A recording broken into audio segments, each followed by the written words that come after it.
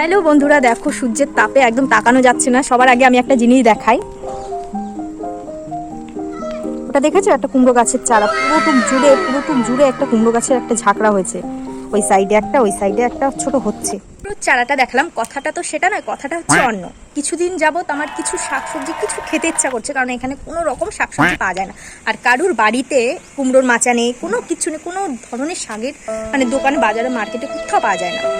তা কথাটা হচ্ছে, তুই যখন হবি একটা চারা, তুই যখন ওখানে চারাটা হলি একটা অন্য জায়গায় হ। এমন জায়গায় হয়েছে না, দাঁড়া আমি দেখাচ্ছি।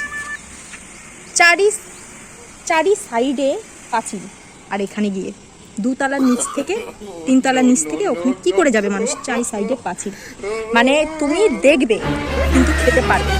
মানে আমি যখনই উঁকি মারবো তখনই দেখবো পাতা মানে গাছটা, কিন্তু আমি খেতে পারবো। প্রকৃতির কতটা নিষ্ঠুর একটা মানে যে মানে আমি লোভ দেবো কিন্তু দিয়ে আমি যে ছিঁড়ে এনে খাবো সেটা পারবো না।